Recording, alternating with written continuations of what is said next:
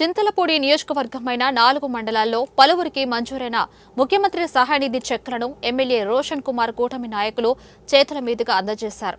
ఏలూరు జిల్లా జంగారెడ్డిగూడెం మండలం లక్కవరంలోని టీడీపీ నాయకులు రాష్ట్ర organising secretary Kotari Dorababu guest హౌస్లో ఏర్పాటు చేసిన కార్యక్రమంలో నియోజకవర్గంలోని 4 మండలాలకు చెందిన లబ్ధిదారులకు 55,50,000 చెక్కులను ఎమ్మెల్యే పంపిణీ చేశారు. ముఖ్యమంత్రి చంద్రబాబు నాయుడు, డిప్యూటీ సీఎం పవన్ కళ్యాణ్ నేతృత్వంలోని రాష్ట్ర ప్రభుత్వం బడుగు, బలహీన వర్గాల సంక్షేమం, ఆరోగ్యం పట్ల పూర్తి భరోసా కల్పిస్తుందని ఎమ్మెల్యే అన్నారు.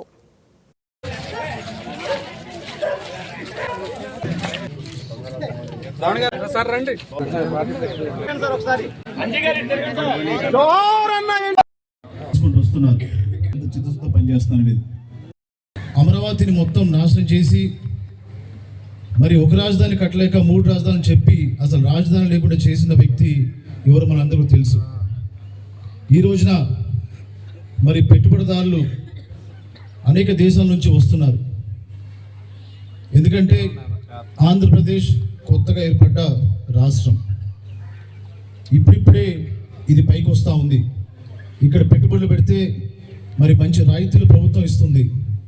ఇక్కడ ఎక్కువ ట్రాఫిక్ లేదు, ఎక్కువ క్రౌడ్ లేదు, ఎక్కువ పాపులేషన్ లేదు.